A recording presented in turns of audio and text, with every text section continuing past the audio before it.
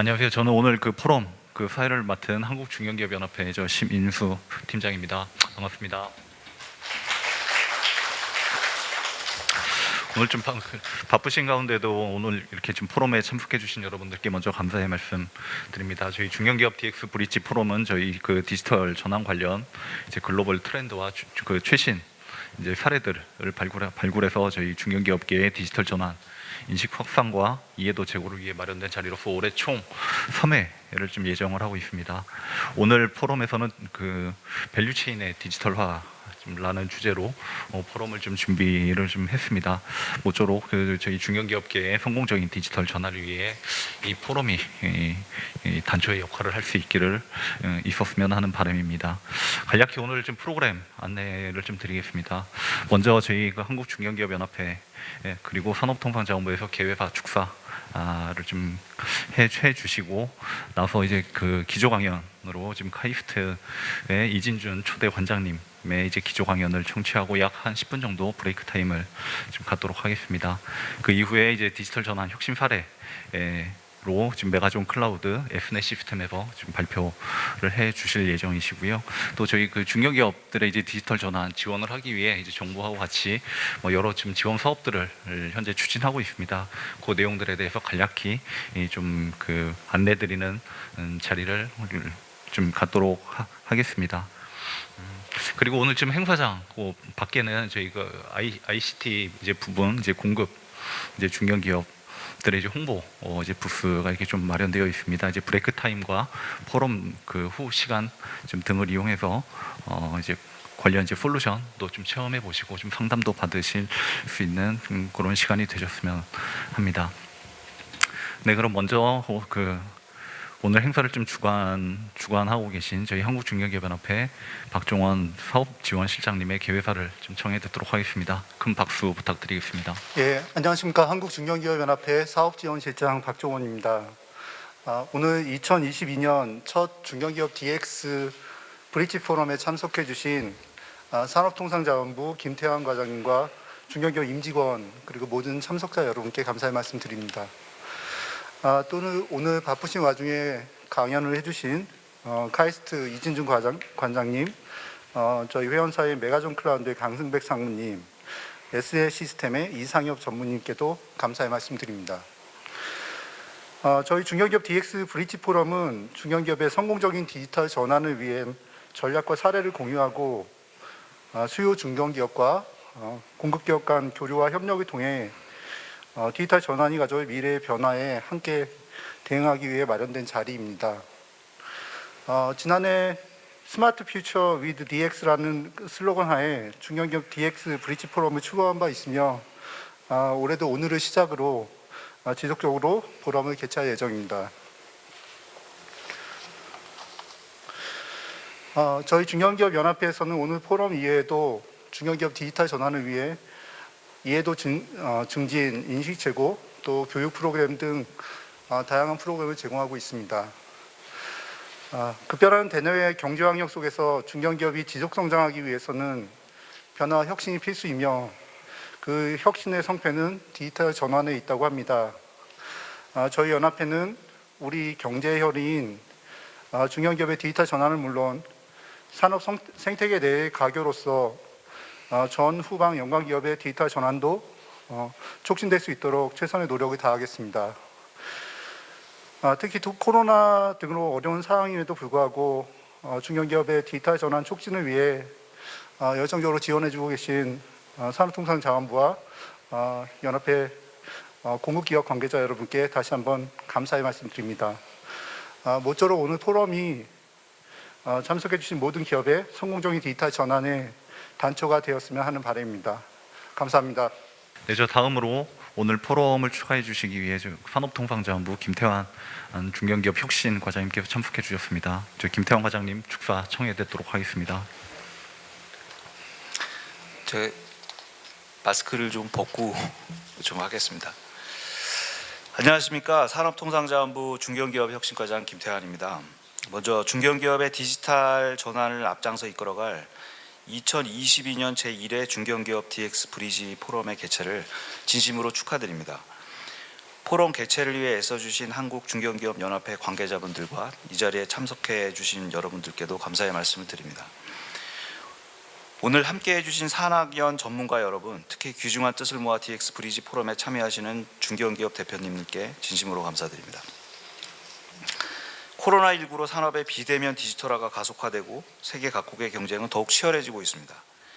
이제 디지털 전환은 선택의 문제가 아니라 생존을 위한 필수 조건이라 해도 과언이 아닙니다. 미국의 농기계 제조회사인 존 디어사는 2014년 농업 경기 침체라는 위기 속에서 수요자 맞춤형 서비스 등 디지털 기술 도입을 통해 농업 전문 솔루션 회사로 변모하여 위기를 극복한 사례가 있습니다. 디지털 전환은 기존 산업의 디지털 기술을 단순히 접목하는 것을 뛰어넘어 신규 비즈니스 모델을 창출할 수 있는 디지털 혁신이 되어야 하나, 이러한 혁신은 기업 혼자만의 힘으로 이루어내기 힘든 과업입니다. 정부는 이러한 문제의식하에 중견기업이 성공적으로 디지털 전환을 추진할 수 있도록 인식 제고, 역량 강화, 실행 지원 등 디지털 전환 전 과정을 체계적으로 지원해 나가겠습니다. 먼저 인식 제고 면에서 중견기업 디지털 전환 이해도 제고 및 디지털 전환 추진 필요성 확산을 위해서 오프라인으로는 중견기업 DX 브리지 포럼, 온라인으로는 디지털 혁신 웨비나를 주기적으로 개최하여 디지털 전환 핵심 기술 성공 사례를 공유 안내하겠습니다.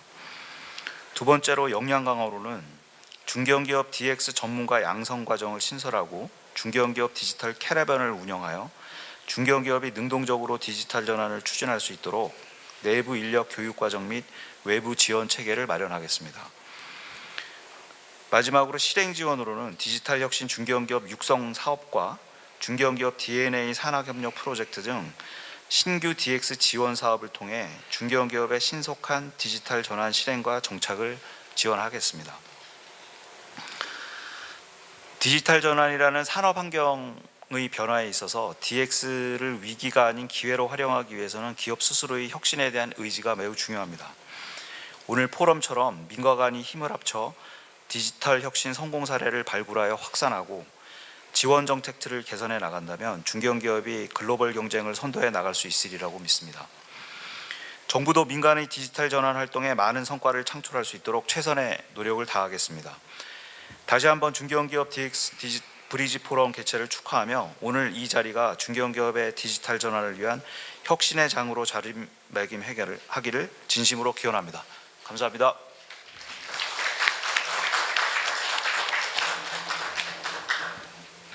내주 산업통상자원부 김태형 과장님 축사 감사드립니다.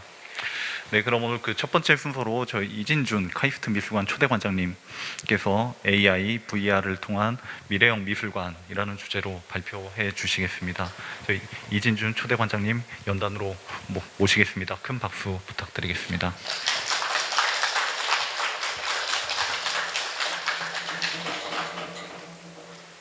네, 안녕하십니까. 저는 이진준입니다.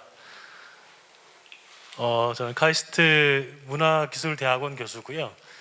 현재 내년 9월에 저희가 설립하려고 하는 카이스트 미술관의 초대 관장을 맡고 있습니다.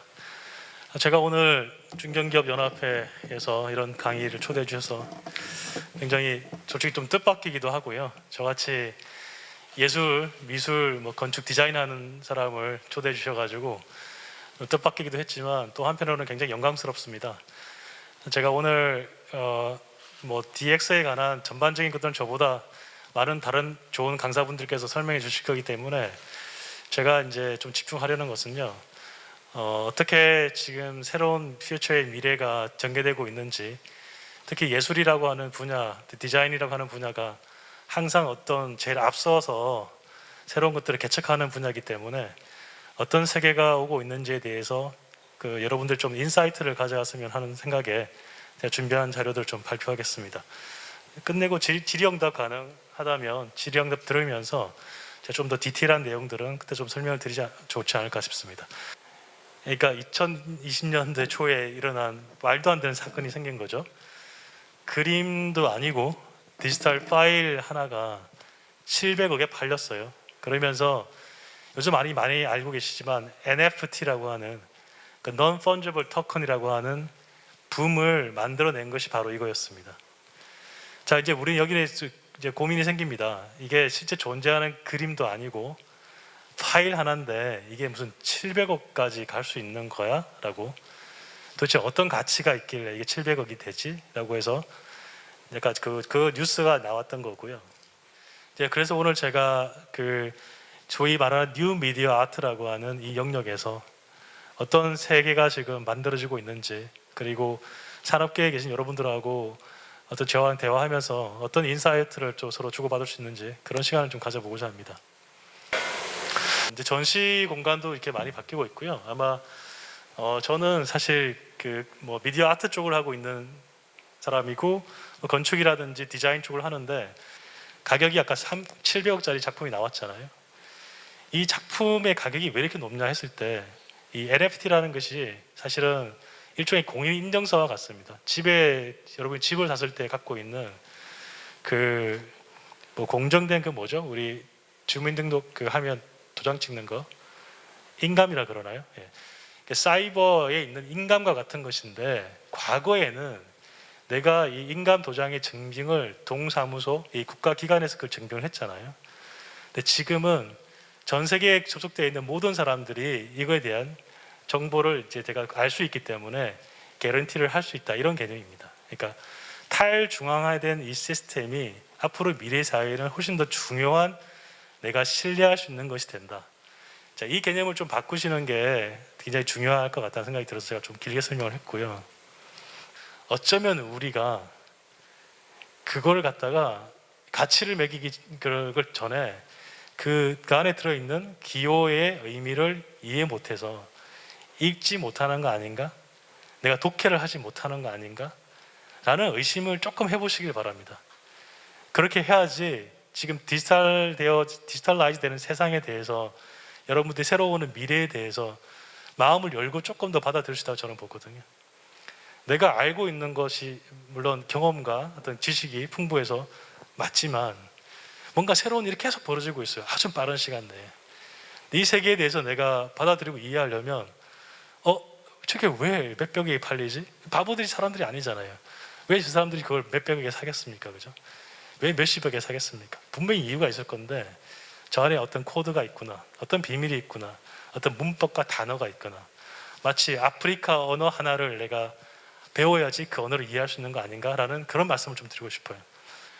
미니멀리즘이라는 말 혹시 들어보셨나요? 미니멀리즘. 미니멀리즘이라는 게 미니멀하다는 뜻인데, 뭐든지 다 단순하게 만든다는 뜻입니다. 그래서 심지어 60년대에 어떤 일을 벌리냐면, 작가들이 작품을 그리거나 그림을 이렇게 그리는 게 아니고요, 공장에 전화를 해요. 3월 3일 4시까지 30cm, 30cm, 30cm 알루미늄으로 된 박스 하나를 모마, 그러니까 그 미술관에 배달을 해 주십시오. 그걸 끊어요. 그러면 아저씨가 그걸 만들어가지고 갖다 놓으면 조그마한 박스 하나가 놓여 있는 겁니다, 미술관에. 이게 작품이 되었고요. 그게 미니멀리즘이라고 불리우는 단순한 일, 최소화시킨 어떤 게 되는 거죠. 또 이제 분노가 생기잖아요. 작가는 뭘 하는 거야? 뭘 아무것도 안 하는데 저걸 또 갖다 놓고 있어. 당연히 이게 또 비싸게 팔리겠죠. 말도 안 되는 금액이 팔리고. 그래서 또 이해가 안 되고 분노가 생길 수도 있습니다. 이게 막 100억에 팔렸다 생각해 보세요. 나도 하겠네, 이런 생각이 들잖아요. 근데 되돌아보면 여기 또 문법과 어떤 기호가 있다. 아까 말씀드린 것처럼. 자, 미니멀리즘은 세상이 이렇게 복잡하게 진화해 나가다가 결국 마지막 단계에서 60년대에 그런 어떤 뭔가를 만들어내는 거가 중요한 것이 아니라, 내가 가장 단순하고 어떤 심플한 어떤 걸 여백에 있는 것을 많이 만들어내는 순간, 사실은 이 작품하고 관객하고의 공감이 훨씬 커진다는 걸 알게 된 겁니다. 내가 내 얼굴을 막 열심히 그려서 그림을 그려놓으면 관객들이 와서 이걸 보고 감상을 하게 되죠. 그렇게 대화가 되잖아요. 근데 얘가 단순하면 할수록, 사실 나는 거울을 보는 것처럼 작품을 보러 왔을 때 나를 더 보게 되겠죠. 예술이라는 것이 결국에는 어떤 지점에 이르러서 나온 결론이 뭐였냐면, 작가의 작품 세계가 중요한 것이 아니라 참여하는 사람들의 경험과 지식이 내 작품의 일부가 될 때 더 많은 경험과 공감력이 생긴다는 걸 알게 된 거예요. 그게 미니멀리즘의 핵심이었습니다. 그 60년대에 아무것도 안 하는 그 박스 하나를 갖다 놓음으로 인해서 저는 딱 오는 순간 거울에 제 모습을 보고 제가 뭐 어릴 때 갖고 놀았던 큐빅을 생각할 수도 있고요. 또 저희 집 앞에 있는 어떤 건물을 생각할 수도 있고 어떤 네모난 돌멩이를 생각할 수도 있고 여러 생각을 할 수 있잖아요. 그리고 내가 감상을 시작하는 거예요. 나의 의견을 가지고. 자, 시대의 사조가 흘러가면서 표현하는 사람들에게 핵심이 있다가 이 핵심이 점점 수용자라고 하는 관람객, 받아들이는 사람 쪽으로 핵심이 옮겨간 겁니다. 이렇게. 그게 1960년대에 모더니즘이라고 하는 게 끝이 나고요. 이때부터 포스트 모더니즘이라고 하는 아주 복잡한 세상이 시작됩니다. 철학적으로.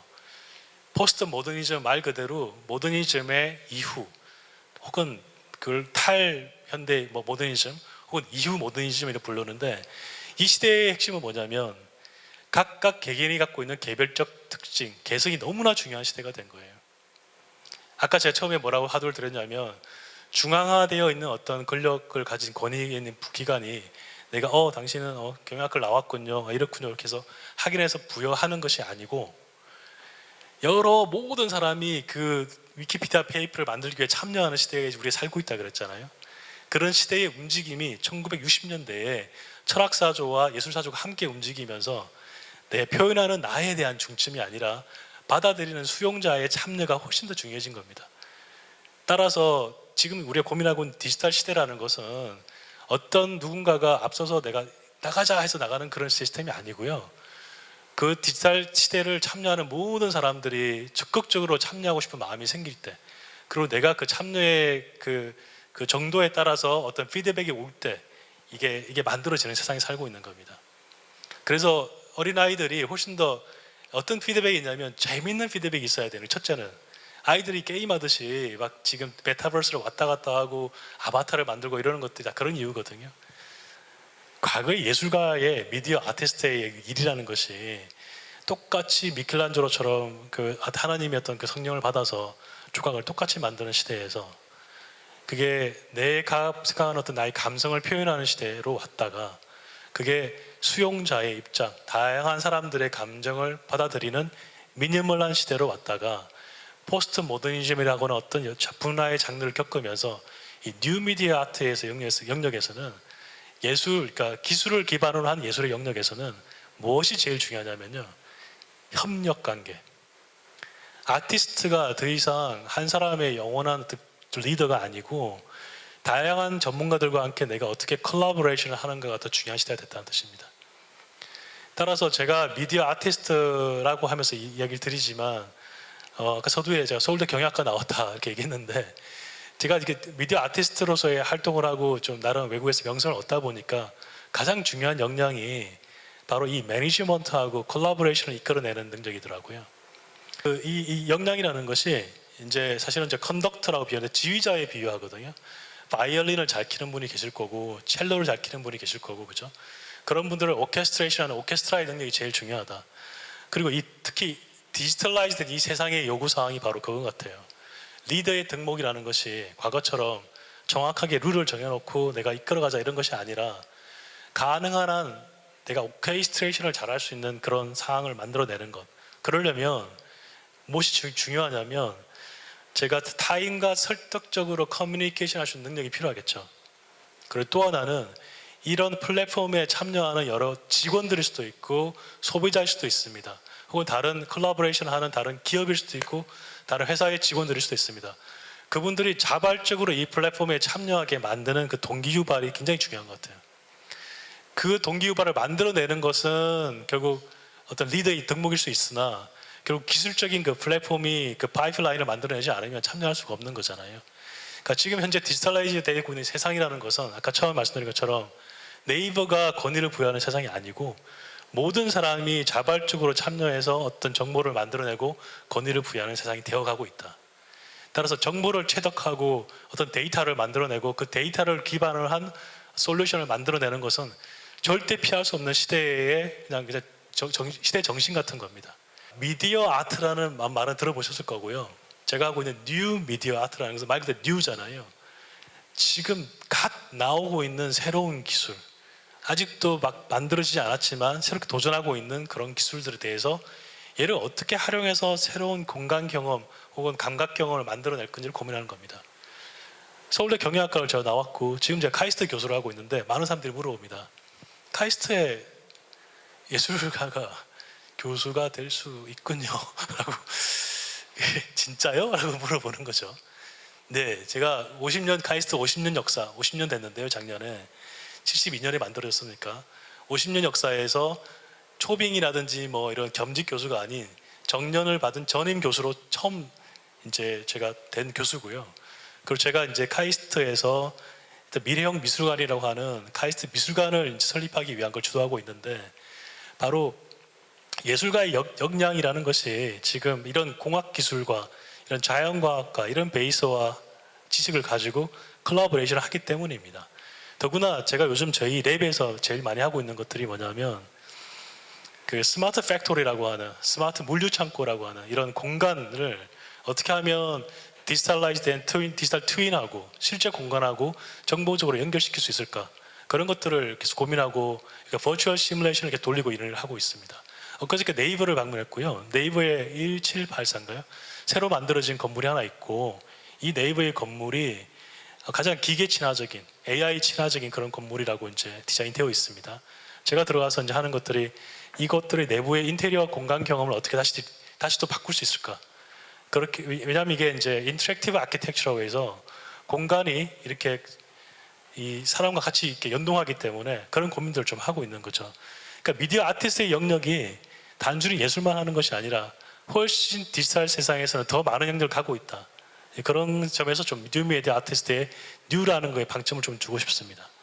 아까 말씀드렸던 컨덕터의 역할, 미디어 아티스트들은 매니지먼트도 하고 테크놀로지와 아트와 컨텐츠 지휘자 역할을 하는데 더구나 이 매체 미학이라고 하는 철학이 없으면 방향타를 잃을 수밖에 없죠.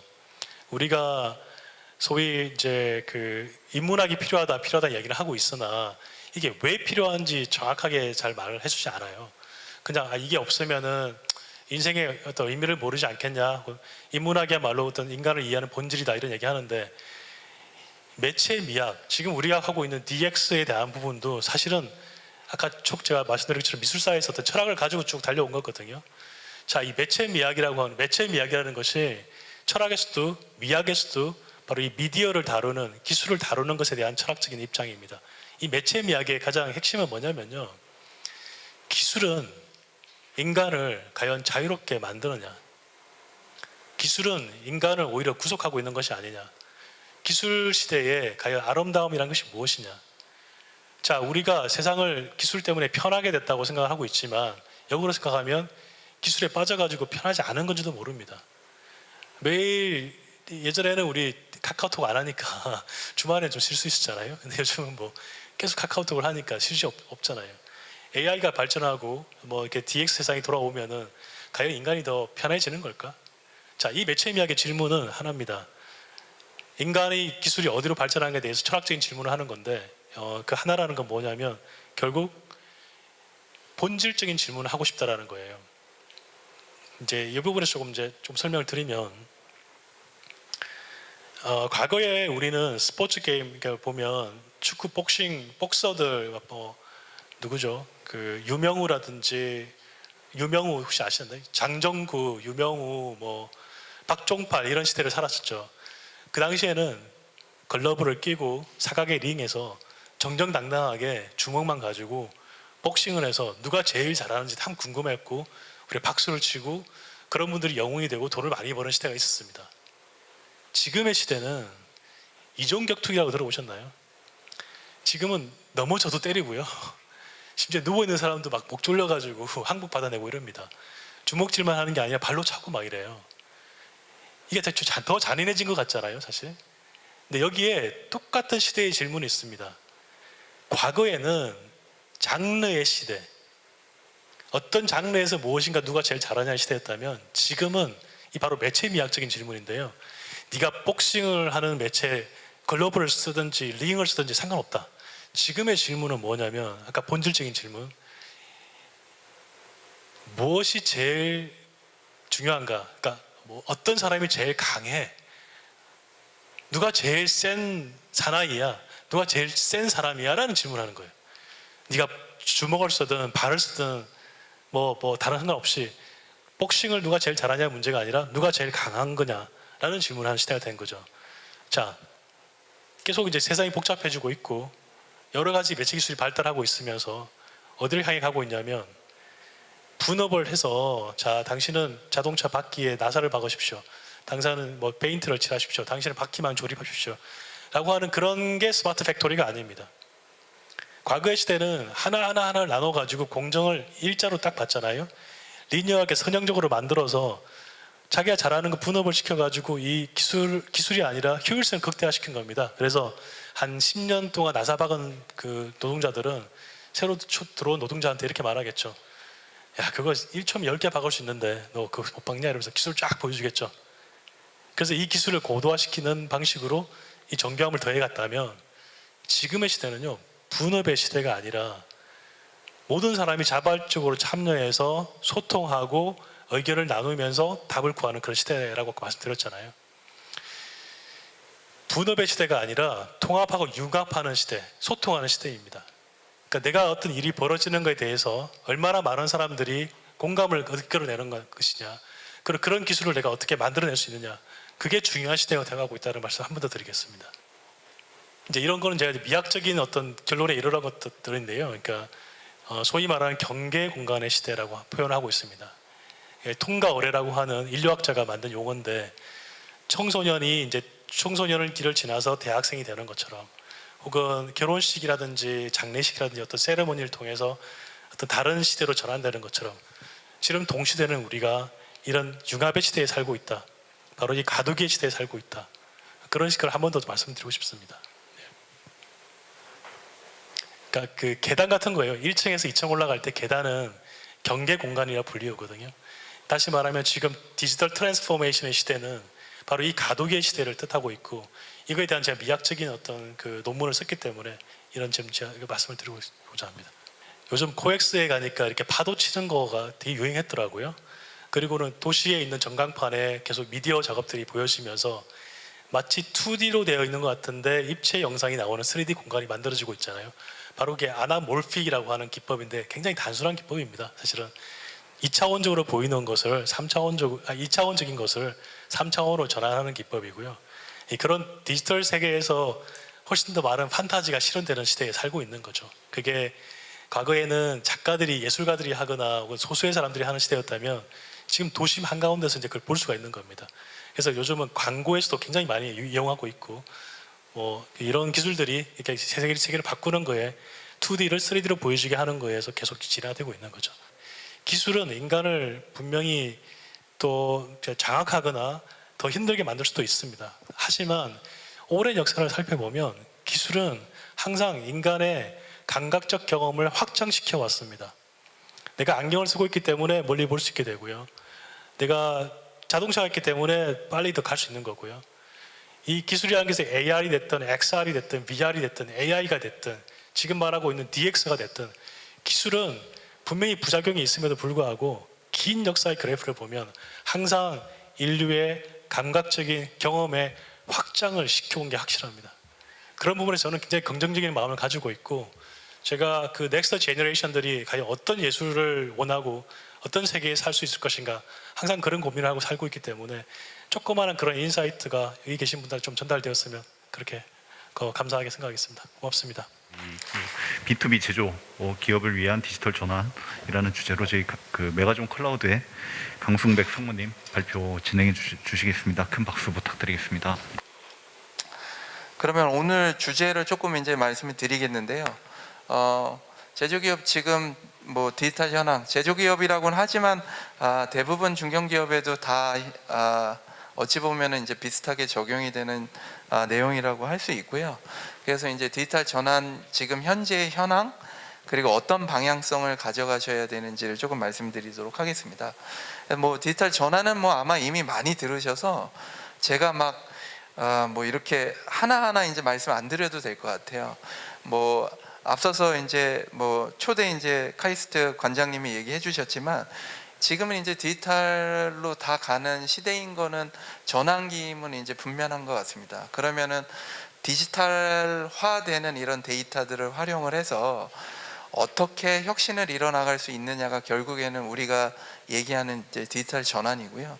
특히나 이제 기업을 운영하시는 또 경영하시는 그런 리더분들에게는 그런 지금 내 조직 내에 혹은 조직 밖에 쌓여 있는 그런 디지털 데이터들을 어떤 식으로 활용을 해서 경영을 이제 변화시켜 나갈 것이냐, 혁신을 만들어내 나갈 것이냐가 어찌 보면 이제 핵심적인 내용이라고 볼 수 있고요.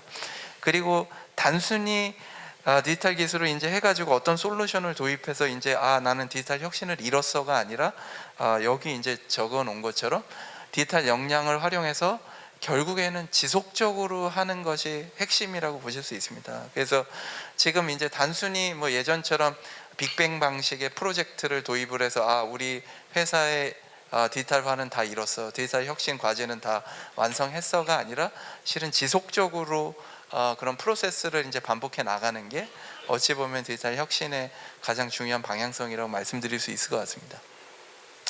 그러면은 디지털 전환이 그러면 왜 필요한지에 대해서 간략하게 말씀드리면은 크게 이제 두 가지가 바뀐 것 같아요. 이제 첫 번째는 기존에 이제 뭐 이건 제조업체를 주로 이제 제가 얘기한 거긴 하지만 예를 들어서 전통적인 하드웨어 제조 사업에서 더 이상 이제 하드웨어만 제조하는 사업이 아닌 사업으로 바뀌어가고 있습니다.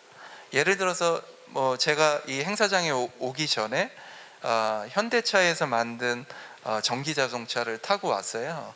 근데 지금 아시다시피 자동차를 보면은 예전처럼 이제 그냥 단순히 하드웨어가 아니라 그 안에 소프트웨어로 구현되는 굉장히 많은 지능화된 그런 소프트웨어들이 들어있다라는 것을 여러분들이 아실 거예요. 그래서 지금 환경은 단순히 예전에 어떤 물건을 생산하는 거에서 더해서 그런 물건에다가 어찌 보면 부가적인 가치를 더 넣는 일종의 소프트웨어 기술이 더 추가돼야만 하는 그런 상황으로 실은 변해가고 있습니다.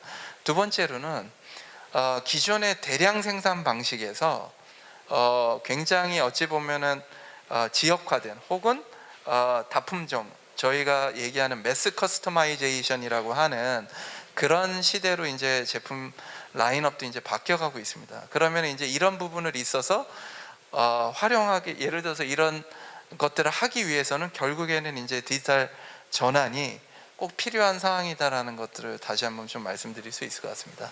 그러면은 한국의 디지털 현황은 어떻게 됐는지를 좀 한번 보도록 하겠습니다. 첫 번째는 한국의 제조업은 실은 제조업 경쟁력은 저희가 이제 이 자료는 이제 팬데믹 때 나온 자료인데요. 제조업 경쟁력은 저희가 세계 3위라고 합니다. 그래서 한국만큼 제조업이 강한 나라가 없지 않습니까? 근데 문제는 디지털 기술 활용도는 OECD의 평균 이하로 돼 있고 항목별로 이제 들어가 보면은 클라우드 활용률은 22% 정도. 그 다음에 그런 클라우드를 활용해서 예를 들어서 아까 얘기했던 디지털 데이터를 더 활용하기 위한 CRM이라든지 혹은 뭐 컴퓨팅, 뭐 빅데이터, SCM 같은 경우는 지금 활용률이 어찌 보면 OECD 평균 훨씬 이하로 지금 보여지고 있습니다. 그래서 앞으로 저희가 디지털 혁신을 얘기할 때 디지털 데이터를 어떻게 더 활용할 것인가 라는 측면에서 보면은 아직은 이제 한국의 제조고객 혹은 더 나아가서 중견고객분들이 아직은 조금 더 여러 방향으로 이제 고민을 하셔야 된다라는 것을 좀 말씀드릴 수 있을 것 같고요. 두 번째는 그렇다고 지금 계획이 없으신 건 아니세요. 당연히 다 계획이 있으십니다. 그래서 디지털 전환을 추진하고 있는 제조기업 중에 적극적으로 추진하고 또 혹은 일부 추진하고 있겠다라는 고객이 대략 한 30% 정도 되세요. 그래서 보시면은 대부분의 고객분들이, 제조고객, 중견기업분들이 디지털 혁신을 빨리 해야 되겠다라고 생각하시는 고객분들이 그 정도는 있고, 그러면은 어떤 것들을 그러면은 우선순위로 지금 생각하고 있느냐라고 했을 때 첫 번째는 이제 업무 프로세스 효율화가 제일 많았습니다. 그 다음에 두 번째로는 이제 제조 공정 스마트화. 그리고 저도 전 세션에 이제 강의를 들었는데 뉴미디어 아트라고 생각했는데 거기서 스마트 팩토리를 고민하고 계신다고 그래서 저도 깜짝 놀랐는데, 마찬가지로 그런 것들이 어찌 보면 융합의 시대를 얘기하는 것 같아요. 그래서 제조 공정의 스마트화가 두 번째였고, 그다음에 세 번째는 이제 새로운 비즈니스의 창출. 그래서 어찌 보면은 이제 신규 비즈니스를 계속 만들어야지 지속 가능한 기업으로서 계속 살아나갈 수 있는데, 그런 부분에 대해서 디지털 전환을 추진해야 되겠다라고 하는 것들이 가장 우선순위를 지금 고민을 많이 하고 계세요. 그래서 제가 그런 일반적인 기업들의 이제 세 가지 가장 큰 우선순위를 이제 정리를 한번 해봤는데요. 이제 이거는 이제 제가 기존에 이제 아마존 웹서비스나 혹은 메가존 클라우드에서 근무하면서 수많은 기업 고객들을 이제 만나면서 그 중에 어떤 부분을 제일 고민하고 있느냐를 좀 약간 제가 도식화해 놓은 건데요. 첫 번째로는 제가 만났던 대부분의 고객분들은 비용과 효율성을 제일 먼저 여쭤보세요. 이거를 도입했을 때, 이거를 했을 때 어떻게 더 이득이 될 것이냐. 그래서 비용과 효율성을 가장 먼저 찾고요. 그런 측면에서 그러면은 어떤 것들을 추진해야 되느냐라고 이제 생각을 하면은 대부분이 지금 고민하고 계시는 것들이 비용과 효율성을 위해서는 스마트 제조, 우리가 얘기하는 스마트 매니팩처링을 해야 되겠다라는 이제 고민들을 굉장히 많이 하고 계십니다. 그리고 두 번째로는 당연히 아까 말씀드렸듯이 지속 가능한 기업으로서는 매출이 계속 성장을 해야 될 텐데, 그럼 매출 성장을 위해서 어떻게 해야 되느냐? 새로운 신규 비즈니스 모델을 좀 고민을 많이 하고 계시고, 아까 말씀드렸다시피 자동차 산업을 말씀을 드렸는데요. 테슬라 같은 경우는 이미 아시다시피 자율주행 기능을 별도 옵션으로 판매를 하고 계세요. 그거는 이제 기존의 자동차 판매 회사들은 가지고 있지 않은 그런 신규 비즈니스 모델, 그 다음에 부가 서비스를 이미 가지고 계신 거고, 그런 측면에서 지금 중견기업 분들도 이런 부분에 있어서 어떤 식으로 디지털화된 그런 예를 들어서 전략 혹은 전환 과제들이 나의 비즈니스에, 나의 매출의 성장에 어떻게 반영할 것인가, 그런 부분을 이제 제일 많이 고민하고 계십니다. 그 다음에 이제 마지막으로는 새로운 제품군들이나 이런 것들을 하실 때 좀 뭔가 혁신이 있었으면 좋겠다라는 부분을 굉장히 많이 말씀을 해주세요. 그래서 이거는 기존에 있는 제품의 패러다임을 넘어서서 다른 방식의 제품군들을 이제 고민하는 것들을 이제 굉장히 많이 고민하고 계시고요. 그래서 이런 세 가지 영역에 있어서 그동안에 이제 제가 많은 고객분들을 만나면서 느꼈던 거는, 결국에는 이런 세 가지 영역에서 이런 밑에 있는 과제들을 수행하려고 할 때 가장 중요한 거는 결국에는 데이터가 있어야 된다라는 거고, 그런 데이터를 단순히 그냥 사일로처럼 가지고 있는 것이 아니라 데이터에 기반한 그런 플랫폼들을 구축하는 것들이 어찌 보면은 선행 과제다, 이렇게 말씀드릴 수 있을 것 같습니다. 그래서 그럼 실천 방안이 결국에는 제일 중요하실 거잖아요. 그러면 아까 제가 말씀드렸던 그런 여러 가지 세 가지 우선순위 영역, 그리고 그거를 하기 위한 과제들 중에서도 특히나 디지털 전환의 실천 방향에 대해서 말씀을 드리면은 크게 이제 네 가지 방향으로 이제 말씀드릴 수 있을 것 같습니다. 첫 번째는 이제 기존의 인프라를 좀 모더나이제이션, 현대화하는 거. 기존의 인프라로는 아까 제가 말씀드렸던 그런 데이터화되는 혹은 디지털화되고 있는 그런 플랫폼을 운영하기에는 기존의 인프라 시스템으로는 좀 한계가 있습니다. 그래서 그런 것들을 어떻게 바꿔나갈 것인가. 그래서 대표적으로 현재 당연히 운영하고 계시는 뭐 웹서버라든지 파일 서버라든지 혹은 MES 시스템, PLM, 뭐 ERP, CRM 같은 시스템들을 클라우드 기반으로 전환하는 작업들을 어찌 보면은 지금 가장 많이 하고 계십니다. 두 번째는 이제 스마트 팩토리인데, 스마트 팩토리는 아까 말씀드렸던 비용과 효율성을 갖춰가는 거에서 가장 중요한 컴포넌트로 말씀을 드릴 수 있는데요.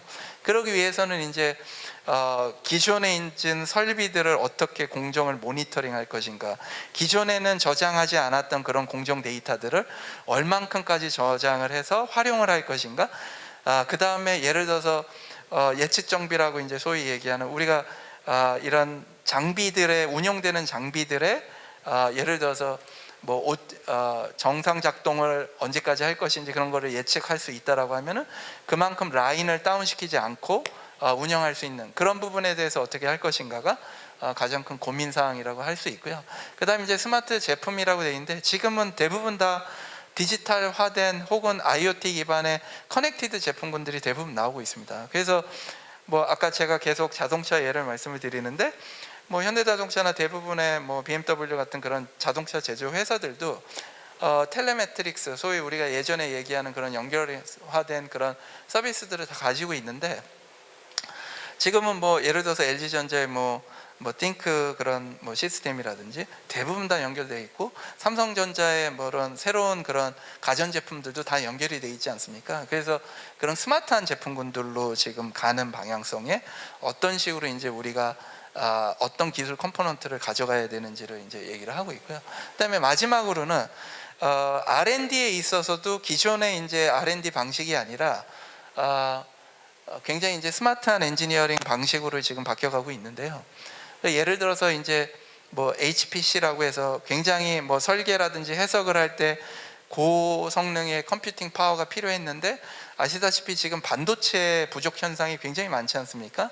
그래서 만약에 하드웨어를 지금 주문하시려고 해도, 저도 이제 하드웨어 세일즈나 그런 마케팅을 많이 했다라고 아까 말씀드렸는데, 지금은 제품을 받기가 너무 어려운 시대로 되어 있습니다. 그래서 그런 부분에 있어서 엔지니어링에 있어서도 어떤 식으로 이제 새로운 기술을 적용을 해서 디지털화할지, 그 부분이 어찌 보면 이제 굉장히 중요한 포인트라고 말씀드릴 수 있을 겁니다.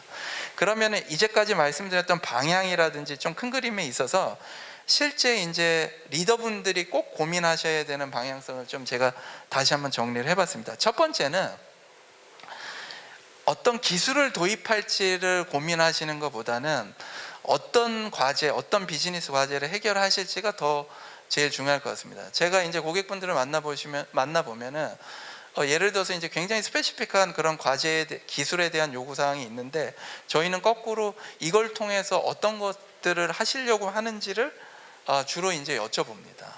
이제 이 부분이 이제 어찌 보면은 가장 중요한 핵심이고, 그래서 비즈니스 목표에서 시작해서 그 다음 오히려 거꾸로, 그러면은 그런 비즈니스 목표를 가기 위해서 어떤 기술을 활용해야 할지가 먼저 선행이 돼야 되는 게 이제 가장 중요할 것 같고요. 두 번째로는 예전처럼 내가 이 과제를 수행하기 위해서 과제 보고서를 쓰고 품위를 받고 비용을 이제 승인받아서 이제 프로젝트 들어가야지 라고 하는 방식으로는 이제는 그렇게 하기에는 속도나 혹은 리스크가 굉장히 큰 상황입니다. 그래서 클라우드 기술을 도입을 하셔서 가능하면 작은 과제 중심으로 소위 이제 MVP라고 하는 굉장히 이제 실행 가능한 작은 단위의 성공 요건을 가져가는 방식으로 접근을 해야지 전체 프로젝트를 더 리딩하실 수 있다, 그렇게 이제 얘기하시면 되고, 결국에는 이제 그런 것들을 하기 위해서는 클라우드를 활용하실 수밖에 없다가 이제 제가 이제 고객분들한테 이제 주로 말씀드리는 내용입니다. 그 다음에는 이제 실질적인 이제 전환 사례를 좀 말씀드리도록 하겠습니다. 제가 자료에는 굉장히 많은 고객 사례를 담아 왔는데 시간이 이제 제가 마음이 급하더라고요. 지금 시간은 그렇게 많지가 않아 가지고, 그래서 다양한 고객 사례를 제가 가지고 왔는데, 혹시라도 이제 이런 고객들 이외에도 추가적으로 더 만약에 고객 사례가 필요하시다고 하시면 이따 제가 저희 뭐 회사의 그런 오퍼링이나 이런 것들을 좀 말씀드릴 때 얘기해 주시면 좋을 것 같습니다. 첫 번째는 이제 현대건설기계라고 이제 제가 사이트 사례를 가지고 왔는데요.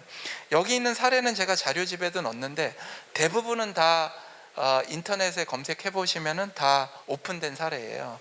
그러니까 그 엔드 유저 고객분들이 이미 다 기사화를 이미 하셨던 사례들이라서 찾아보시면은 바로 자료를 찾아보실 수 있는 사례 위주로만 가지고 왔습니다. 첫 번째는 현대건설기계는 아시다시피 그 건설 현장에 쓰이는 기계를 생산하는 회사인데요. 아까 이제 서두에 뭐 이제 존 디어라고 하는 미국의 이제 농기계 회사 이제 말씀해 주셨는데, 거기랑 이제 비즈니스 모델이 어찌 보면은 비슷할 수도 있습니다. 그래서 기존에 이제 건설기계를 이제 공급을 할 때 단순히 이제 건설기계를 공급하는 거에서 끝나는 게 아니라 여러 가지 이제 IoT 기술 같은 경우를 활용을 해서 그 기계, 납품된 기계의 현재 상태라든지 혹은 불량 예측이라든지 혹은 소모품을 가를 때에 필요한 기간이라든지 이런 부분을 가이드하기 위한 그런 시스템들을 이제 만들어서 이제 고객분들한테 제공을 하고 있는데요.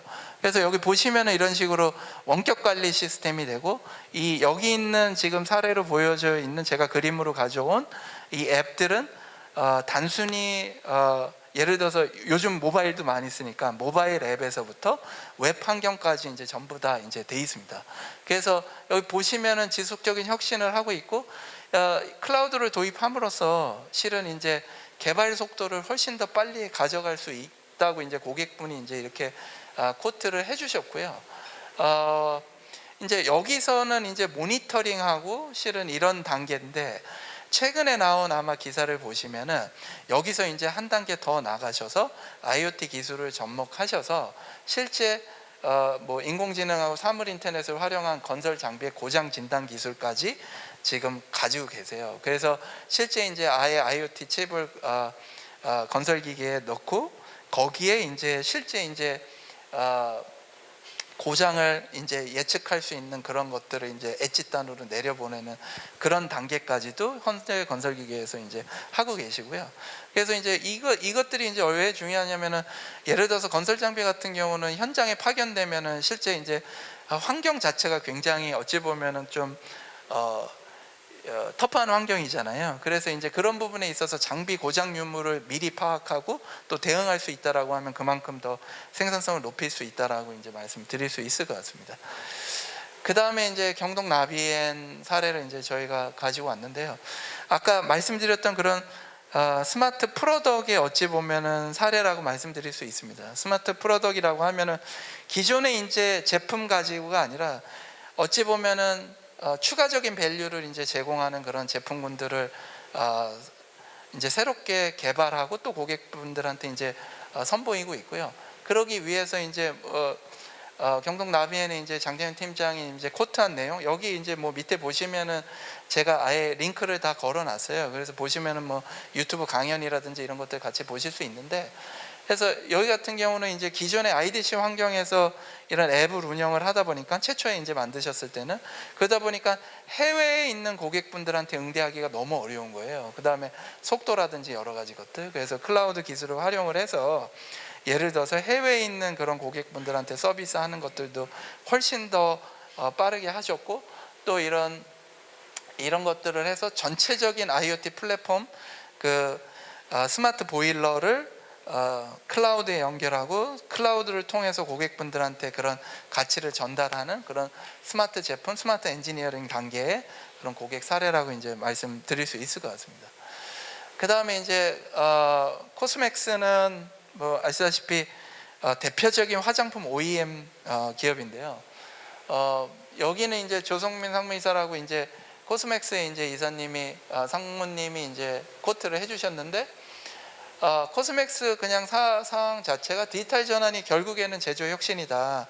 그래서 제조업이 혁신을 하려면 결국엔 디지털 전환으로 올 수밖에 없다라고 얘기하셨고, 그러기 위해서 단순히 이제 화장품 산업도 디지털화 돼야 된다라고 해서 빅데이터 기반의 그런 플랫폼을 준비를 하고 그거를 아마존 웹서비스, 그 다음에 메가존 클라우드와 같이 구축을 하셨어요. 그래서 첫 번째 이제 하셨던 거는 기존에 있는 IT 인프라들을 클라우드로 이관하는 거. 그 다음에 SAP 시스템, 가장 중요한 미션 크리티컬한 ERP 시스템을 클라우드로 이관하셔서 일단은 데이터들을 다 모으는 작업, 아까 제가 서두에 말씀드렸던 데이터를 이용한 전체적인 플랫폼이 있어야 된다라는 것들을 말씀드린 그런 디지털 전환을 같이 이제 진행하시고, 이제 이 화장품을 개발하는 단계에 있어서도 피부에 관련된 그런 것들을 같이 이제 민감도라든지 이런 부분을 계속 연구 과정에 놓으셔서, 예를 들어서 R&D 과정에서도 이 화장품의 그런 컴포넌트들을 어떤 식으로 혼합하고 배열할지에 대해서도 지금 AI, ML 기술을 이제 활용하고 계십니다. 그 다음에 이제 한국 타이어도 비슷한 사례인데요. 한국 타이어 같은 경우는 기존에 이제 제품을 디자인하는 단계에서 발생하는 여러 가지 이제 수많은 데이터들이 있지 않겠습니까? 그래서 예를 들어서 이제 개발 데이터들이 약 한 18만 건이 있었다고 하는데, 그 자동차 타이어를 개발하기 위한 여러 가지 데이터들을 다 예를 들어서 클라우드 시스템에 모으고 그거를 이제 머신러닝 서비스를 도입을 해서 물성에 관해서 이제 파악하는 것들을 이제 R&D 센터에서 진행하셨고, 그래서 단순히 이제 예전 같은 경우는 시제품을 다 만들어 보셨어야 되잖아요. 그런 해석하시고 하시는 그런 것들을 연구소 단에서 가상의 이제 제품을 만들어 보는 그런 단계를 이제 진행을 하셨습니다. 그러니까 어찌 보면은 저희가 요즘에 많이 얘기하는 디지털 트윈 같은 경우를 이제 직접 하신 거고요. 그래서 자동차를 디자인하실 때 실제 이제 가상의 이제 타이어의 물성이라든지 이런 것들을 조합을 해서 이런 방식으로 예를 들어서 타이어를 디자인하거나 R&D를 진행을 할 때 어떤 식으로의 이제 결과물을 얻을지에 대해서 연구소 단에서 이제 진행을 하셨고요. 그다음에 이제 아모레퍼시픽 같은 경우도 아까 화장품 사례랑 비슷한데요. 여기는 이제 전사로 이제 클라우드로 다 이관하는 거를 지금 저희와 함께 진행 중이고, 아모레 같은 경우는 저희가 아모레에 있는 지금 현재 IT 인프라를 저희가 다 직접 다 운영을 하고 있습니다. 그리고 이제 여기 보시면 이제 아모레퍼시픽의 이제 디지털 혁신팀에 이제 홍성봉 사모님이 이제 얘기하셨는데, 디지털 트랜스포메이션의 일단으로 데이터 전문 기업으로 가겠다라는 게 아모레퍼시픽의 비전이에요. 근데 화장품에서 데이터 기반으로 어떤 식으로 가겠다는 건가? 저희가 이제 몇 가지 이제 같이 프로젝트를 진행하고 있는 게 피부 진단 AI ML 서비스예요. 그래서 이 개개인의 이제 사람마다 피부들의 이제 그런 성질이나 이런 것들은 다 틀리잖아요. 그래서 그런 것들을 데이터화해서 예를 들어서 제품을 개발하는 데 있어서 어떻게 고도화할 것인가, 그런 것들을 이제 클라우드를 활용해서 진행을 하고 계십니다. 그래서 아까 제가 이제 말씀드린 것들 중에 저도 이제 첫 강의를 들으면서 좀 감명 깊었던 게 초대 이제 디지털 관장님이 이제 협업을 많이 얘기하시더라고요. 콜라보레이션을. 그래서 이제 잘 생각해 보시면은 아까 제가 말씀드렸던 수많은 이제 급하게 이제 말씀드렸던 수많은 그런 예를 들어서 영역들에 있어서 어떤 식으로 할 것인가가 제일 중요한데, 예를 들어서 중견기업이나 대기업이라 할지라도 모든 부분에 전문가가 있을 수는 없거든요, 현실적으로. 그런데 그러면은 어찌 보면은 가장 적합한 파트너를 선정하셔서 그런 전문가 그룹하고 협업하시는 게 어찌 보면 가장 큰 핵심인데, 제가 아까 말씀드렸던 그게 4가지 영역들에 클라우드를 만약에 도입하신다고 하시면은 고민하시는 그런 영역들을 진행하시기 위해서는 여러 가지 사전에 미리 준비하셔야 되는 사항들이 굉장히 많습니다. 예를 들어서 스마트 시스템, 기존의 이제 IT 인프라를 현대화하려고 하면은 기존의 인프라들이 어떤 식인지 운영되고 있는지 분석을 해야 될 거잖아요. 그리고 기존의 이제 인프라나 애플리케이션의 관계도 같은 것들을 만드셔서 그거를 어떤 식으로 이관할 건지에 대해서도 예를 들어서 그런 분석 과정이 필요합니다. 근데 이런 분석 과정을 예를 들어서 개별 중견 기업분들이 다 진행하시기에는 어려우세요. 근데 이거는 스마트 시스템만 말씀드린 거고, 스마트 팩토리의 그런 지금 제가 여기 있었던 그런 영역들, 예를 들어서 예지 정비, 수요 예측, 혹은 뭐 스마트 제품군, 혹은 뭐 스마트 엔지니어링 같은 경우는 다 각각의 예를 들어서 각각에서 이런 도입을 위한 굉장히 세세한 그런 것들을 확인하셔야 되는데 그거를 다 진행하시기는 어렵기 때문에 그런 부분에 있어서 결국에는 전문 파트너가 필요한 거고, 단순히 이제 전문 파트너가 필요한 게 아니라 아까 제가 서두에 말씀드렸다시피 이게 진짜로 우리 기업의 효용성을 가진 건지에 대한 검증이 필요합니다. 그래서 그런 것들을 진행하는 것이 결국에는 제일 중요하다라고 말씀드리고요. 저희 회사 소개는 진짜 간략하게만 넘겨가도록 하겠습니다. 저희는 이제 창립된 지 지금 한 22년 정도 됐고요. 클라우드 비즈니스를 시작한 지는 한 9년 정도 됐습니다. 그리고 저희가 가지고 있는 비즈니스 영역이 인프라, 플랫폼, 애플리케이션, 데이터까지 다 있고요.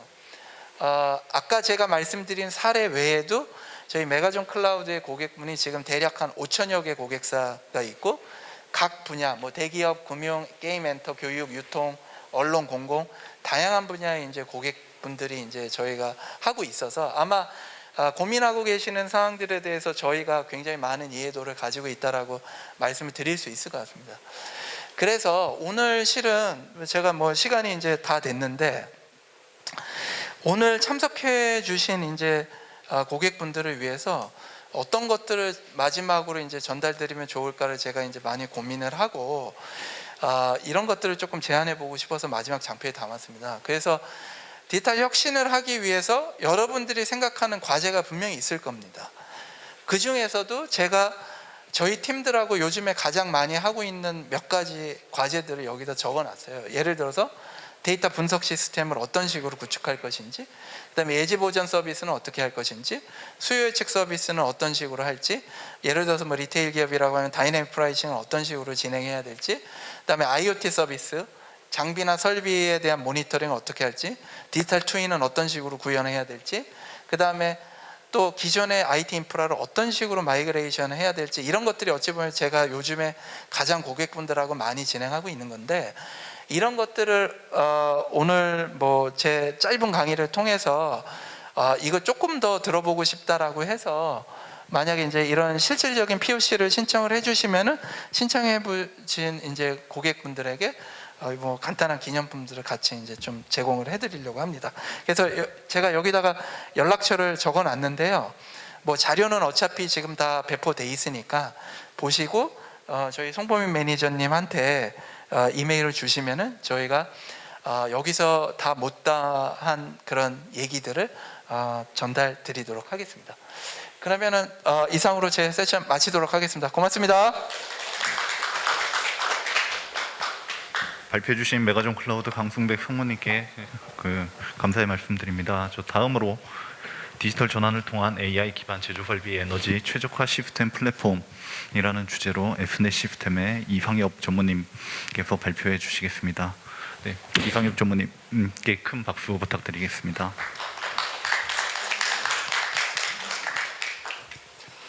네, 오늘 드리고자 하는 내용은 AI 기반의 실시간 제조 설비 최적화 서비스 플랫폼에 대한 말씀을 이제 올리고자 합니다. 사실은 이 제목이 좀 길기는 한데요. 이 제목만 보시면 어떤 내용으로 중견기업, 중견제조기업의 디지털 트랜스포메이션을 진행을 하려고 하는지에 대해서 아마 충분히 이해를 하실 수 있을 것 같습니다. 그래서 원래 제가 사실 여기 올 때 조금 늦게 시작했다는 얘기를 들어서 늦게 시작을 했어도 끝나는 시간은 제가 맞추겠다라고 사실은 의지를 가지고 올라왔는데 이미 끝나는 시간이 지났기 때문에 최대한 빠르게 중요한 내용 중심으로 좀 진행을 해보도록 하겠습니다. 그래서 크게 뭐 5가지 챕터로 나눠져 있는데요. 저희 플랫폼 구성의 배경, 그다음에 에너지 최적화 서비스에 대한 구성, 서비스에 들어가는 기술들, 그리고 뭐 기대 효과, 저희 회사에 대한 간략한 소개 정도 말씀을 좀 드리겠습니다. 현재 지금 제가 발표드리는 내용은 S넷 그룹이 진행하고 있는 굉장히 많은 AI 과제들 중에서 중견기업의 에너지 최적화에 특화된 플랫폼을 지금 중견기업하고 실제 사업을 진행을 하고 있고요. 그 사업이 진행되고 있는 내용들을 유사한 제조 중견기업에 확산시킬 수 있는 기회를 만들기 위해서 제가 이런 발표를 드린다라고 이해를 하시면 될 것 같습니다. 그래서 사실은 에너지 절감이라는 부분이 ESG 경영에서 가장 핵심적인 화두로 등장을 하고 있습니다. 그 이유는 뭐냐면 여기 나와 있는 것처럼 ESG 경영에 굉장히 많은 뭐 환경오염이라거나 생태계라거나 아니면 뭐 인권이라거나 아니면 뭐 뇌물이라거나 이런 문제들은 굉장히 좀 추상적이기도 하고 단기간 내에 성과를 올리기가 쉽지 않은 부분입니다. 그렇지만 에너지 최적화라는 부분은 여러 가지 ESG 경영의 아젠다 중에서 가장 짧은 기간 내에 가장 작은 투자를 통해서 성과를 올릴 수 있는, 가시적인 성과를 올릴 수 있는 부분이기 때문에 저희가 지금 집중을 하고 있고요. 아시겠지만 우리나라 제조기업 현장을 가서 특히나 대기업이 아닌 중견기업 현장을 보시게 되면 저희가 생각하는 것만큼 그렇게 훌륭한 환경이 아닙니다. 실제로 데이터 자체를 가지고 있지도 않은 기업들이 많고요. 예를 들면 매출이 5천억 정도를 하는 기업들도 실제 ERP를 제대로 활용을 할 수 없는 환경들을 많이 가지고 있는 기업들도 굉장히 많습니다.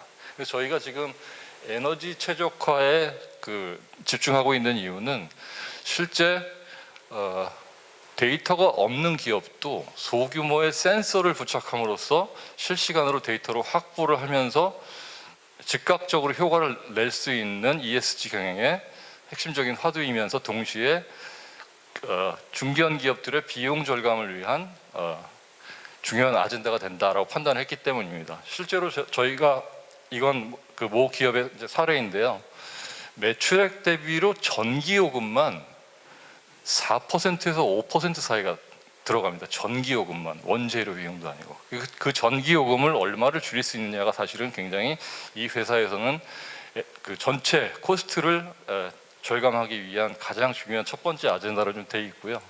그리고 아시다시피 그 한전 적자 때문에 지금 저희 전기요금 계속 올라갈 수밖에 없는 상황이어서 중견기업들이 사실은 이런 에너지 비용 상승에 대한 부담과 그다음에 스마트 팩토리하고 연계되는 어떤 산업 경쟁력 확보 이런 것들이 굉장히 큰 화두로 지금 대두가 되고 있어서 실제로 중견기업들이 제가 여러 그 고객사를 방문을 해서 이렇게 미팅을 나누게 되면 뭐 여러 가지 뭐 새로운 신기술 뭐 비전에 관련된 얘기들 아니면 뭐 컴파운드에 관련된 얘기들 여러 가지 뭐 안전 관리에 대한 얘기들 AI 관련 여러 가지 기술들 많이 말씀을 올리는데 그 중에서 제일 관심을 가지시는 부분이 사실은 즉각적으로 절감할 수 있는 에너지 세이빙 분야에 사실 관심이 굉장히 많으세요. 그래서 저희가 이런 에너지 세이빙을 효율적으로 진행하기 위한 플랫폼을 구상을 했고요. 그 플랫폼을 개발하는 작업을 좀 진행을 하고 있습니다. 제가 뒤에서도 말씀을 좀 올리겠습니다만 제가 솔루션이 아니라 플랫폼이라고 말씀드리는 이유는 실제 그 사스 플랫폼에 중견 기업들, 중소 제조 기업들이 가입해서 들어와서 센서를 부착만 함으로써 즉각적으로 에너지 절감의 효과를 얻을 수 있는 플랫폼을 지금 개발 중에 있습니다. 그래서 지금 여기 나와 있는 것처럼 기본적인 개념은 저희는 이제 7대 에너지 다소비 설비라고 부르는데요. 보일러, 그다음에 냉각기, 컴프레서, 팬, 펌프, 모터, 그다음에 조명 이렇게 7가지 영역이고요. 저희가 실제로 지금 현재 진행하고 있는 거는 전기로 보일러죠. 전기로 하고 그다음에 냉각기, 컴프레서, 그다음에 팬 이 4가지 진행하고 있고 그다음에 펌프하고 모터도 지금 모 고객사하고 지금 그 협의를 좀 시작을 하고 있습니다. 그래서 가장 많은 에너지를 쓰고 있는 7대 에너지 다소비 설비에 대해서 저희가 IoT 센서를 부착을 해서 클라우드 플랫폼에 올리고요. 클라우드에서 AI 분석을 통해서 이렇게 모니터링, 애널리틱스, 임프루먼트라는 단계로 진화하는 과정들을 플랫폼으로 지금 개발에 진행 중에 있습니다.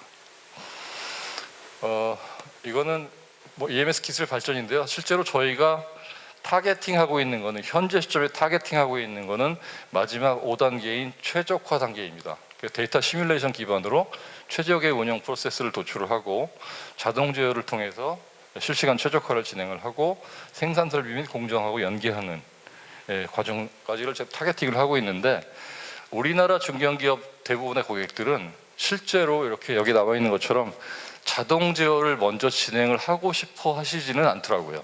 자동 제어는 기본적으로 데이터가 좀 누적이 되고 시범 운영을 거친 다음에 안전성과 그다음에 신뢰성이 확보된 이후에 진행을 하는 게 보통이어서 저희가 보통 이제 최적화 단계까지 제안을 드리게 되면 보통 자동 제어는 추후에 진행을 합시다라고 말씀을 드린 경우가 많아서 현재도 지금 그렇게 진행을 하고 있습니다. 이건 뭐 굉장히 큰 규모의 시장을 말씀을 드리는 건데 그냥 짧게 말씀을 올리면 저희가 지금 준비하고 있는 플랫폼은 여기 나와 있는 것처럼 AI, 그다음에 에너지 매니지먼트 시스템, 그다음에 AI 플랫폼 이 3가지 교집합 부분을 저희가 지금 타겟팅을 해서 진행을 하고 있고 제가 그냥 그 감으로 유추컨대 여기 지금 나와 있는 것처럼 IDC나거나 아니면 테크나비오 아니면 아토스 리서치 이런 데서 나온 자료를 조합을 한 자료인데요. 제가 예측컨대 교집합인 1번 영역이 국내 시장 규모가 한 최소 1조 정도는 되지 않을까라고 좀 생각을 하고 있고요. 그런 국내 1조 시장을 목표로 해서 지금 일단 진행을 하고 있습니다. 이게 사실은 뭐 어떻게 보면 전체 그 플랫폼의 구조를 보실 수 있는 이제 그 논리 아키텍처가 되겠는데요.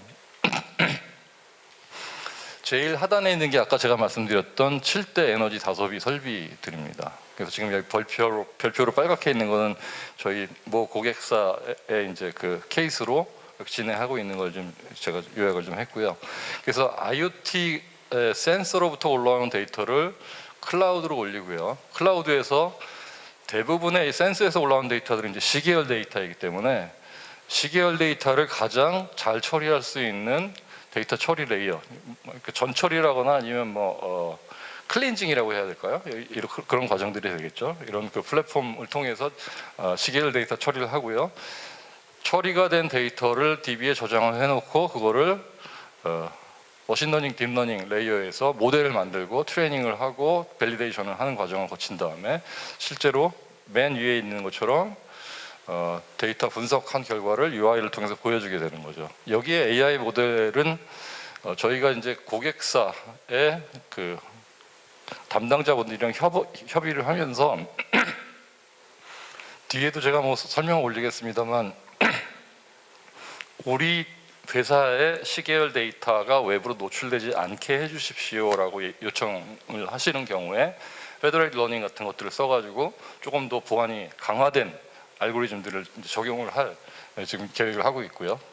그다음에 뉴럴 네트워크나 LSTM, AutoML 이런 것들을 써가지고 물론 AutoML이 여러 가지를 많이 커버를 하겠지만 실제로 현재 지금 저희가 설계하고 있는 거는 앙상블 모델로 여러 가지 그 AI 모델들 중에서 가장 정확도가 높은, 신뢰성이 제일 높은 모델의 결과를 추천을 해주는 걸로 지금 저희는 지금 진행을 하고 있습니다. 그래서 이런 그 기술적인 레이어 밖에요, 실제로는 여기 중견기업이라고 중견기업 팩토리라고 되어 있는 부분이 실제 고객사가 되는 거고요.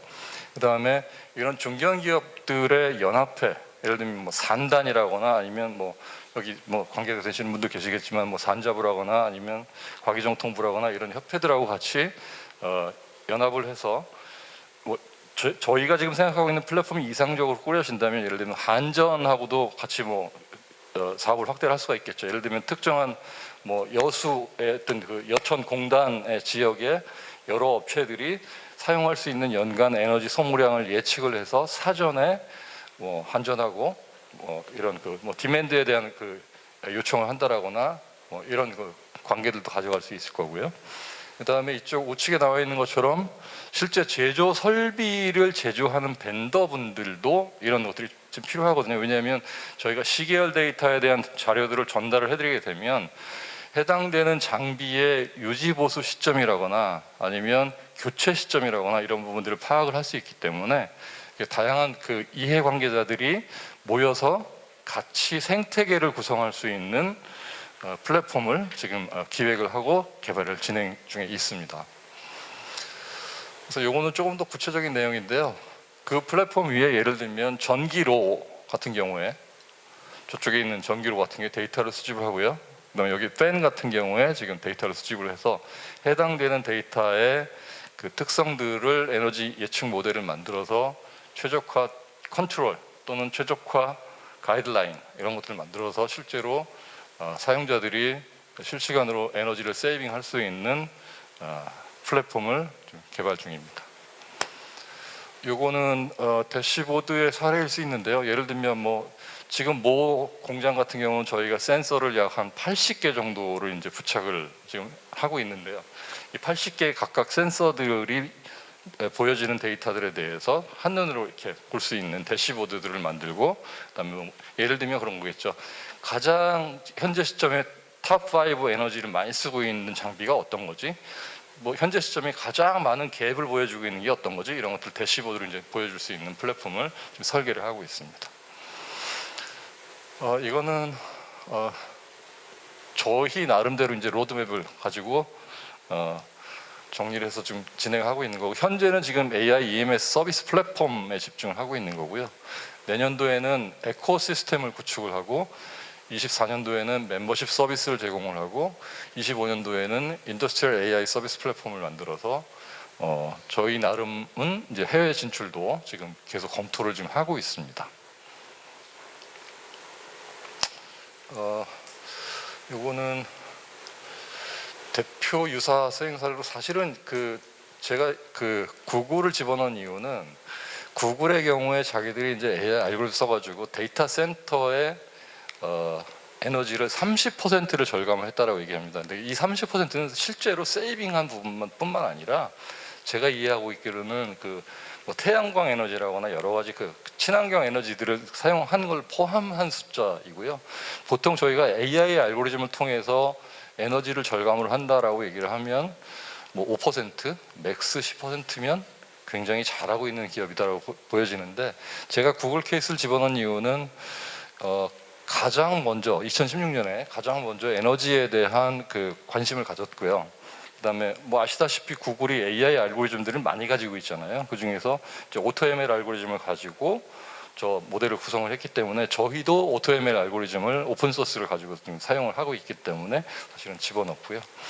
그다음에 포스코라거나 아니면 뭐 국내 대기업들도 굉장히 많은 에너지 절감 활동을 하고 있습니다. 그렇지만 이분들은 현재까지는 사실은 본인들이 가지고 계시는 노하우나 플랫폼을 외부로 이렇게 잘 전달하지 않으시려고 하고 있고, 특히나 중소 중견 제조기업에 대해서는 아직까지 관심을 못 가지고 계신 것 같아요. 그래서 저희가 조금 더 빠르게 움직여서 중소 중견 기업이 가지고 계시는 좌측에 있는 어려움들을 해결할 수 있는 플랫폼을 지금 개발 중입니다. 이거는 너무 테크니컬한 내용이니까 뭐 좀 넘어가는 게 좋을 것 같습니다. 저희 사실은 뭐 최신 AI 알고리즘들을 전체를 다 검토를 하고 있고요. 그 중에서 고객 여건에 가장 잘 맞는 알고리즘들을 선택을 해서 사용할 수 있도록 지금 진행 중입니다. 이것도 실제로 저희가 만약에 에너지 절감을 진행한다면 3단계로 에너지 설비 운전 데이터를 수집하는 거죠. 결국은 이제 센서를 붙여서 데이터를 수집을 하고요. 그다음에 거기에 따라서 AI 예측 모델을 만들고, 그다음에 최적화 알고리즘을 적용해서 가이드를 만들어서 실제로 에너지 절감 활동을 수행을 하는 개념이다라고 보시면 될 겁니다. 제가 경험했었던 고객사의 한 사례를 좀 말씀드리겠습니다. 제가 이제 인터뷰를 했는데 현재 전기로에 대한 운영을 어떻게 하고 계십니까? 라고 이제 질문드렸더니, 저희가 보통 전기로를 1400도 정도 수준을 유지를 해야 되는데요. 제가 있는 사무동, 그러니까 공장장님의 말씀이죠. 제가 있는 사무동하고요, 실제 전기로하고는 한 200m 정도 떨어져 있습니다. 그래서 제가 신입사원한테 지금 현재 온도가 몇 도인지 한번 보고 올래? 라고 얘기하면 이 사람이 가서 그거를 보고 공장장님 지금 1250도고요. 30초 전에는 1300도였습니다. 이게 왜 떨어졌지? 내가 한번 가볼까? 그래서 가서 재료가 많이 품질이 안 좋네. 그러면 지금 이제 조금 더 전기로를 돌리세요. 뭐 이런 식의 아주 우리가 디지털라이즈가 전혀 되지 않은 일들이 사실 현장에서 일어나고 있거든요. 그런 일들을 이 플랫폼을 사용하게 되면 현장에서 즉각적으로 이메일이라거나 아니면 SMS 문자 메시지를 통해서 어떤 조치들을 해야 되는지에 대해서 실시간으로 이제 전달해 주기 때문에 현재 있는 중소 중견 제조기업들의 디지털 트랜스포메이션을 위해서는 가장 좋은 플랫폼이 아닐까라고 저는 생각을 하고 있습니다. 그래서 여기 나와 있던 것처럼 뭐 최신 AI 모델 적용을 했고요. 그다음에 중견기업 최적화된 플랫폼이고요. 그다음에 저희가 이제 실제로 에너지 절감을 특정한 기간 동안에 이 플랫폼에 들어와서 사용을 하는 시점부터 3개월간의 에너지 소모량을 실제 전기료 또는 뭐 가스 사용료에 대한 비용을 원 단위로 이제 계산을 합니다. 그래서 실제로 투자된 비용 대비 얼마만큼 절감을 했는지를 저희가 분석을 해서 ROI를 이제 제공을 이제 해드리고 있습니다. 이쪽 우측은 뭐 넘어가도록 하고요. 그래서 이거는 좌측에 있는 내용이 이것도 모 기업의 케이스인데요. 제가 여기는 표현을 안 했습니다만 이게 실제로 5년간 ROI가 389% 정도가 나오고요. 그 다음에 투자 대비 효과로는 그러니까 초기 투자비 회수는 0.8년 정도로 나오는 굉장히 좋은 케이스죠. 그래서 이 좋은 케이스를 사실은 달성은 한 건 아니고요. 목표로 해서 지금 진행을 하고 있습니다. 그래서 이건 하나의 그냥 사례로만 좀 보시면 될 것 같습니다. 그래서 우측에 나와 있는 것처럼 이 에너지 절감을 위한 플랫폼을 사용함으로써 뭐 말 그대로 EMS를 도입하는 효과, 그 다음에 개량적인 시스템을 구축을 해서 실시간으로 저희가 에너지를 얼마를 쓰는지를 확인할 수 있는 그 효과, 그 다음에 기간 시스템 ERP라거나 MES하고 연동을 하게 되면 더 효과는 이제 배가 되겠죠. 그래서 실제로 에너지는 많이 사용하는데 생산량이 떨어진다라거나 뭐 이런 그 이상 현상들을 파악을 해서 조치를 빠르게 진행을 할 수 있는 그런 효과를 볼 수 있다라고 볼 수 있고,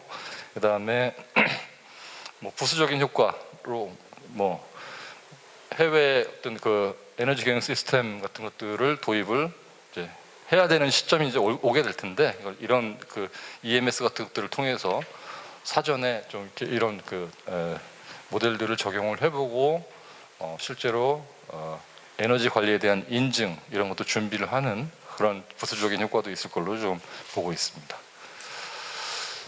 여기까지 제가 준비한 내용이고요.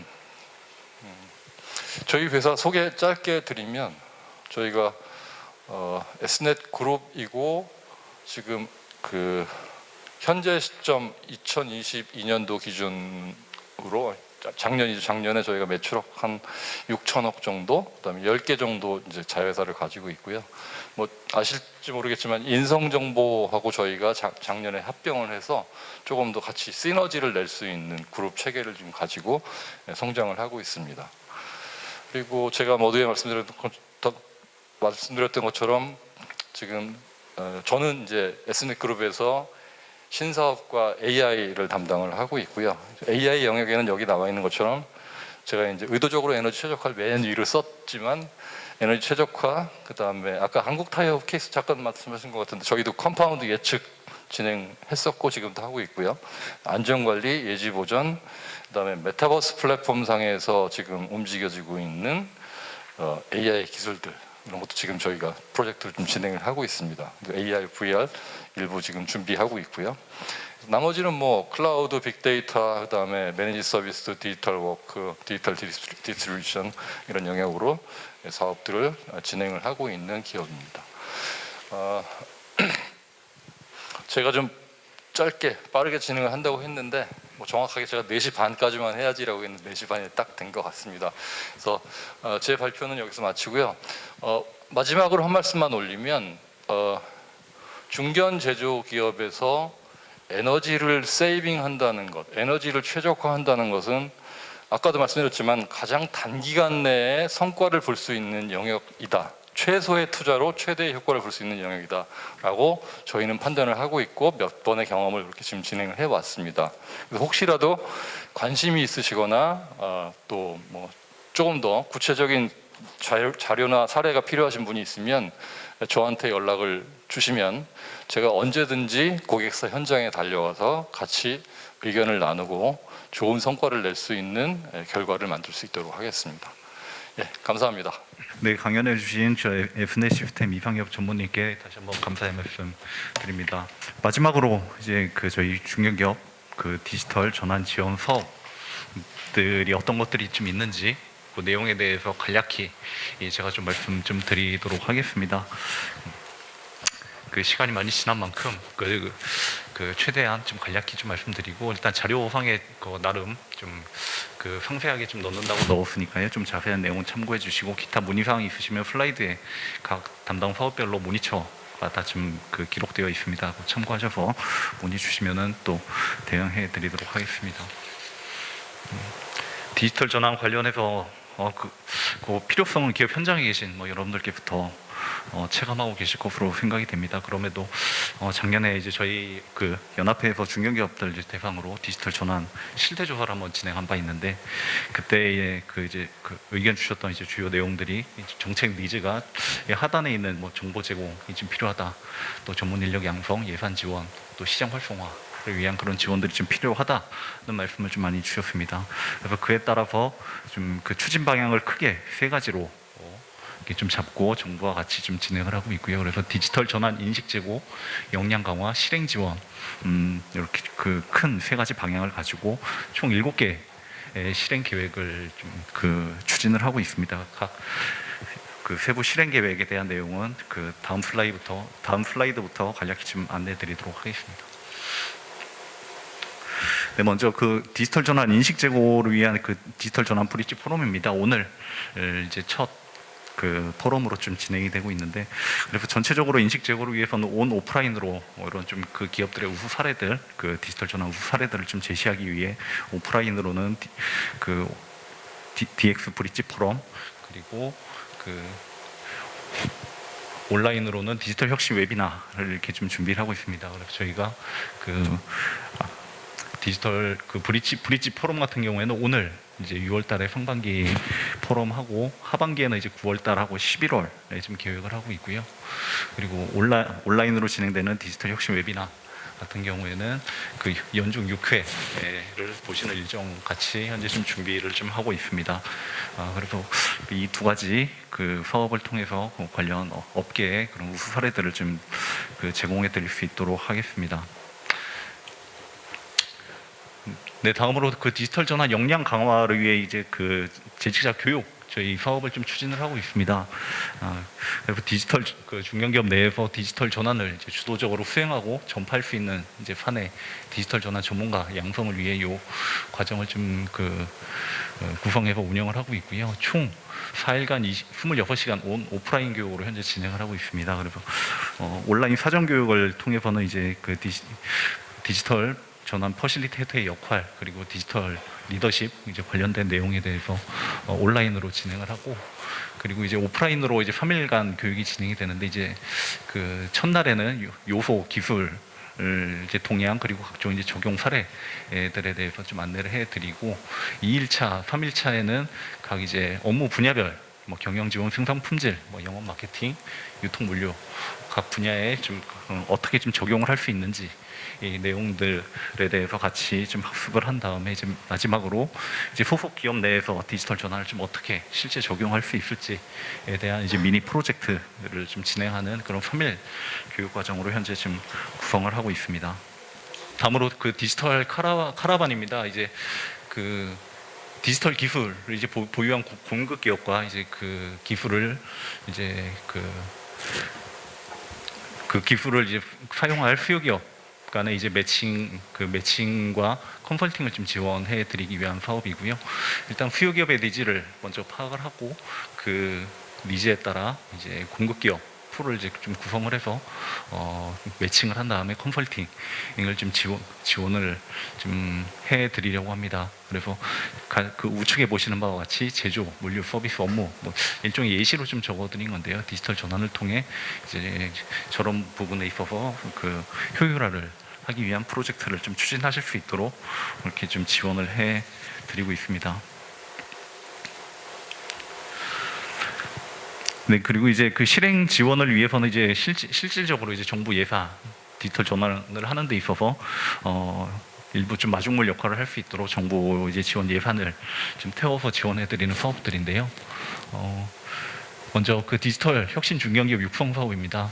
그래서 그 중견기업의 디지털 전환 솔루션 도입을 이제 지원하기 위한 사업이고, 지원 조건에 보시면 이제 그 주관기관과 공동 그 공급 기업 간에 이제 그 공동으로 컨소시엄을 구성을 해서 지금 지원을 하시면은 연간 최대 그 디지털 전환 비용 2억 원까지 좀 그 지원을 받을 수 있는 사업을 현재 그 한국산업기술진흥원에서 좀 진행을 하고 있습니다.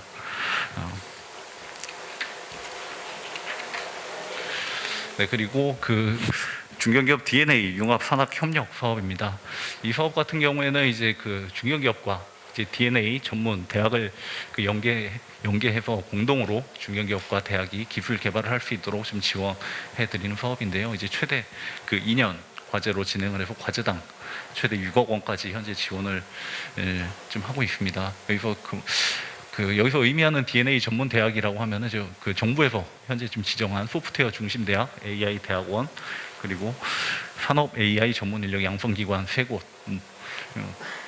좀 대상이 되고요. 요 이제 DNA 대학들과 같이 컨소시엄을 구성을 해서 관련 이제 기술을 좀 그 개발을 좀 지원을 하고 있습니다. 그래서 앞서 말씀드린 디지털 혁신 중견기업 육성 그리고 DNA 융합 산학 협력 사업 같은 경우에는 올해부터 지금 지원을 좀 하고 있는데 일단 올해는 현재 그 지원해 드리고자 하는 만큼 지금 수요가 다 좀 차 있는 상황입니다. 그래서 앞서 말씀드렸던 저희 그 뭐 디지털 카라반 사업이라든지 그런 것들을 통해 좀 자문도 좀 받으시고 올해 디지털 전환에 대한 계획이 세워지시면은 이런 이제 그 예산 지원이 되는 사업을 통해서 이제 내년에 한번 좀 지원을 받으실 수 있도록 준비하시면은 좀 좋을 것 같습니다. 네, 마지막으로 저희 중견기업 스타트업 이제 평생의 라운지입니다. 거의 중견기업의 이제 그 미래 성장 동력 확보를 위해 이제 스타트업과의 그 협력 동반 성장을 촉진하기 위해 이제 마련된 사업으로 이제 뭐 주요 내용은 이제 스타트업이 가지고 있는 이제 신사업 아이디어 그리고 혁신 기술에 대한 이제 피칭이 있고 그의 그 스타트업에 또 관심 있는 중견기업과 이제 협력 방안을 이제 논의하면은 그 추후에 그 POC 비용, 저희 사전 검증 비용을 각 과제당 1,000만 원까지 현재 지금 지원을 해드리려고 하고 있습니다. 그래서 일정상으로 보면 저희가 지난 5월 20일 날 유통물류 분야로 좀 한번 진행을 했고 이제 7월 15일, 9월 그리고 10월에 각각 헬스케어, 기계, 전자, 에너지, 소재 부문의 이제 스타트업과 이제 중견기업 분들 모시고 이제 평생 라운지 행사를 좀 진행을 할 계획이 있습니다. 그래서 뭐 앞서 그 여러분께서 뭐 말씀해 주셨지만 저희 뭐 디지털 전환 관련해서 뭐 정부와 저희 뭐 연합회 또 같이 저희 기업 현장에서 좀 체감할 수 있는 그런 좀 그 사업들을 좀 제공해 드리려고 좀 많은 좀 노력을 하고 있습니다. 그래서 이 세 가지 추진 방향에 맞는 각 사업들 좀 활용하셔서 그 저희 중견기업 현장에서 좀 그 성공적인 좀 디지털 전환을 할 수 있는 그런 좀 단초가 되었으면 하는 그런 바람입니다. 네. 이것으로 오늘 그 밸류 체인의 디지털화를 주제로 한 2022년 제1회 중견기업 DX 브릿지 포럼을 마치도록 하겠습니다. 네, 참석해 주신 여러분들께 감사의 말씀드립니다.